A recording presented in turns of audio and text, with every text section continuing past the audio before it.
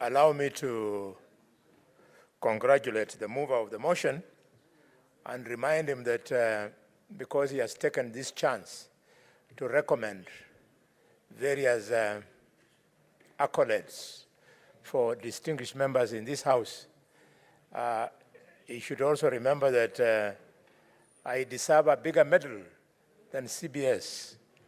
I cannot be at the same level like my sister Agnes Kavindu.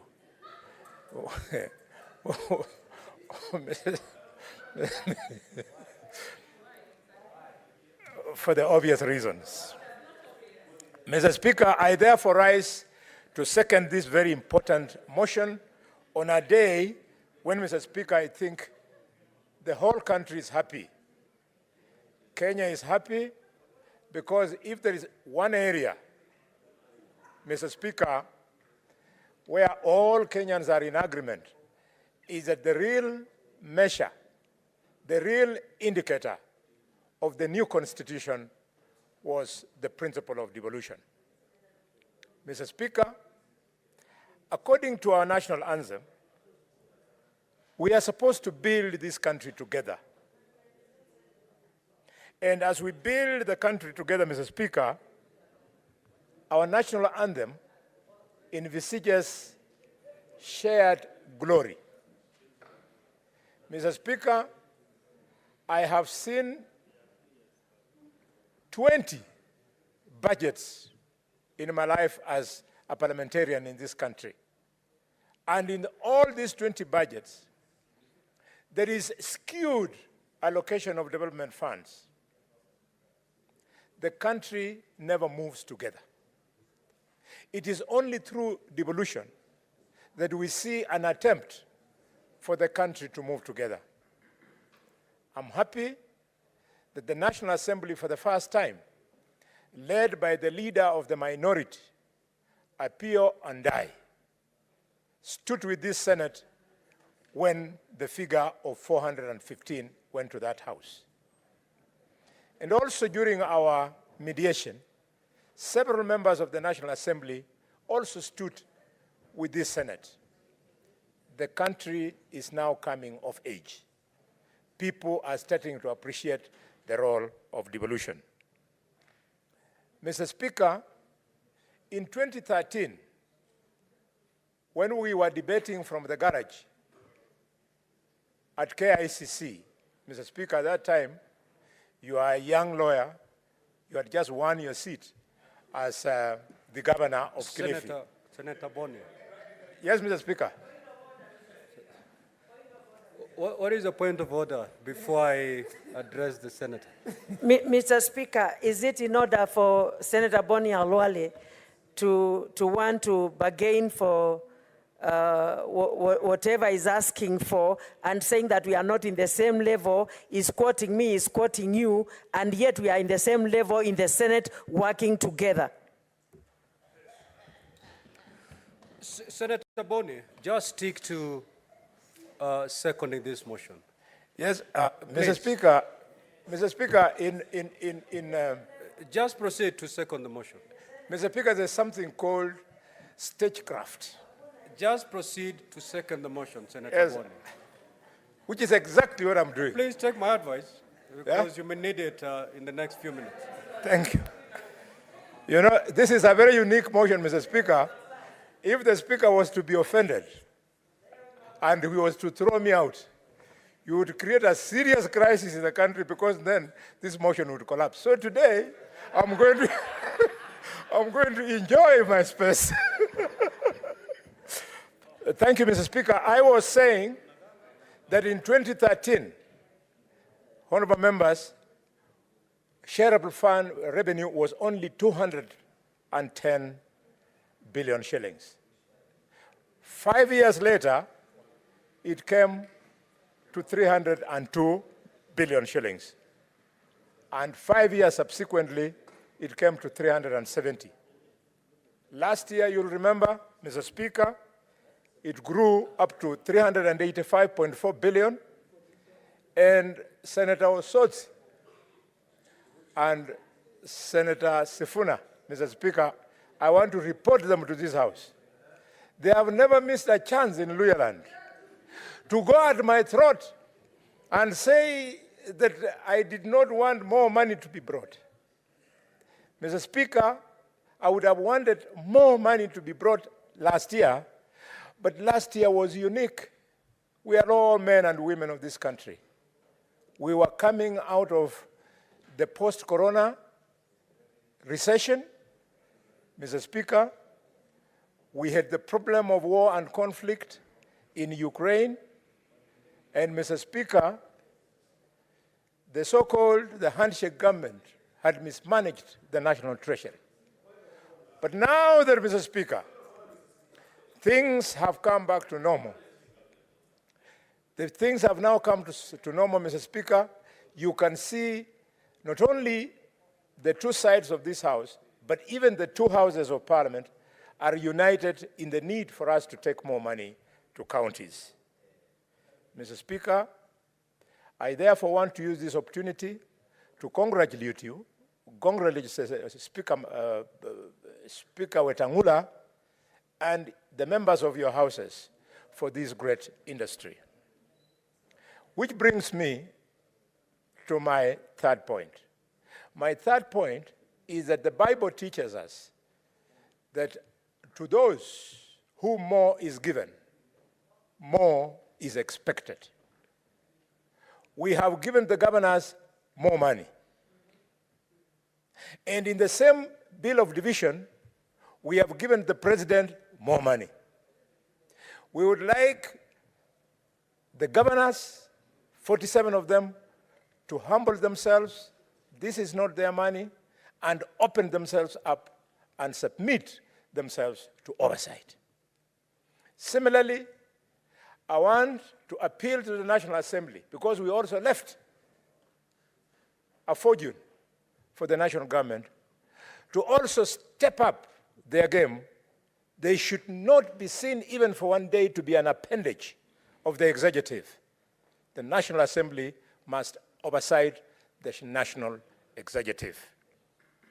And for this to be possible, Mr. Speaker, there's been a bit of talk, tussle, and confusion over the oversight fund. This is the time for us to make sure that we not only operationalize the oversight fund, but we also address the concerns by the nominated members of Parliament. What is due to them, it be unlocked, Mr. Speaker, or President. It be unlocked, Mr. Speaker, so that our nominated members of this House can also play their constitutional role of oversight. I would like nominated members of this House to also be innovative. You should go and think on the structure of oversight that you want to conduct. When you ask the Senator of Nandi, you ask the Senator of Meru, what he wants to do in his oversight is very easy. Order, you learn how to debate. Mr. Speaker. Senator Boni, if you need any protection, seek it from the chair. Mr. Chairman, sir, I beg you to protect me from the young senator from Nyandarua. Senator for Nyandarua, you don't shout at a member who is contributing. Proceed. Thank you, Mr. Speaker. I was saying this need for nominated senators.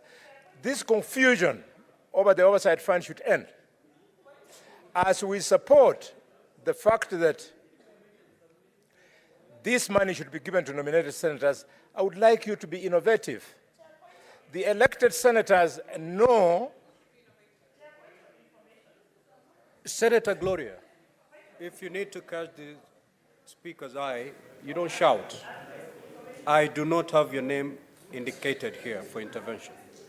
Continue pressing until I see you on my dashboard. Proceed. Thank you. Thank you, Mr. Speaker.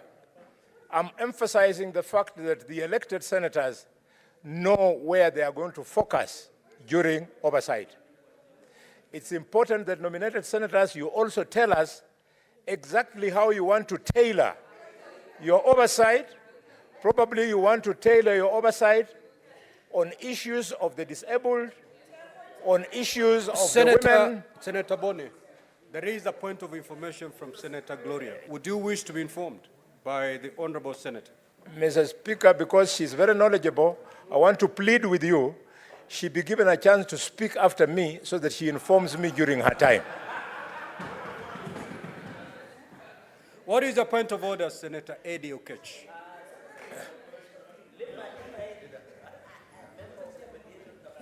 Mr. Speaker, I'm raising a point of order to restricting debates. Mr. Speaker, unless I did not hear the motion that was moved here, Mr. Speaker, the wonderful senator of Meru, a serious member of the Jurinjeke community, got up here and gave us a very wonderful report on the mediation that was done yesterday and through that we have worked hard for, which the senator for Kakamega was a member. He's been asked to second that motion. Mr. Speaker, where is the issue of oversight fund coming from in this motion, Mr. Speaker? We have got a lot of we have got a lot of things to discuss to be able to enhance that functional element of vertical sharing of revenue, Mr. Speaker, that I thought that the government whip in the Senate would understand how important this airtime is to dispense on that issue. Can you help, Mr. Speaker, that you restrict him to be able to focus on the motion at hand and not put things that are not in this particular motion, Mr. Speaker? They are not relevant at all. It's not relevant to us. We can discuss it. It's important for some other time, but this motion is equally important. You should not buy time from it so that you discuss the other things that you have got with the women senators in the House. You can discuss those later. Thank you, Mr. Speaker. Senator Eddie, I waited to hear under what standing order you're raising a point of order. And having failed to cite the particular standing order, your point of order stands as a nullity. However, the senator for Boni, the senator for Kakamega, the rule of relevance is a rule that you're very much aware. And therefore, as you second this motion, abide by that rule. Proceed and conclude. Thank you, Mr. Speaker. Mr. Speaker, if the people of Migori will hear and record that the senator of Migori doesn't know the role of oversight on the money that we are taking to Migori, he'll be lucky if after 5 years they'll still be having confidence in him. Mr. Speaker,